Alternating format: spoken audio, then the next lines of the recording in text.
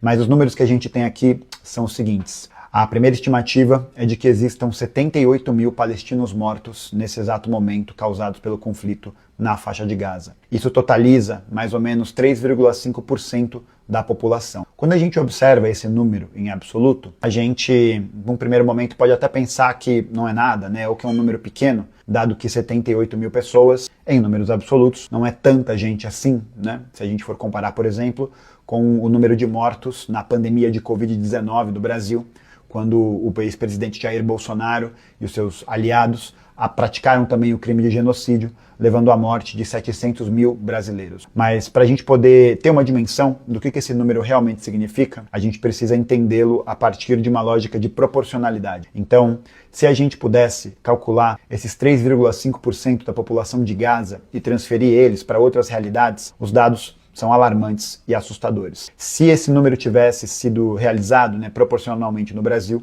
nós estaríamos falando de 7,5 milhões de pessoas mortas. Isso dá 170 vezes o número de pessoas que foram mortas por mortes violentas em todo o ano de 2024, mais ou menos 44 mil pessoas. No continente europeu, esse número é ainda mais assustador e totalizaria 26,6 milhões de pessoas. Para a gente ter uma dimensão do tamanho desse impacto, na Segunda Guerra Mundial, que é o conflito mais mortífero da história da humanidade, a gente teria um número proporcionalmente de 81 milhões de vítimas. Mas esse não é o levantamento mais pessimista. Existem outros levantamentos que foram realizados por pesquisadores que são ainda mais graves. A revista The Lancet, no dia 5 de julho, publicou um estudo que mostrava, fazia a aproximação de que o número total de palestinos mortos pelo governo israelense era na casa de 336 mil pessoas, um número que totaliza 15% da população de Gaza.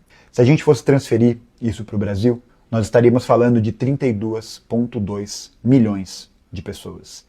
E se transferíssemos para a Europa, isso totalizaria 113 milhões de pessoas mortas. Nos dados brasileiros, isso equivale a 730 vezes o número de pessoas que perderam suas vidas por mortes violentas no ano de 2024. Ou seja, seriam necessários 7 séculos e 30 anos de matança ininterrupta para que esse número fosse atingido. E mais uma vez, para a gente poder fazer esse panorama e ter esse eixo comparativo, o número de pessoas mortas na pandemia registradas foi de 700 mil vidas. Vocês conseguem ter alguma dimensão ou imaginar o que seria um número de brasileiros mortos 10 vezes maior do que isso?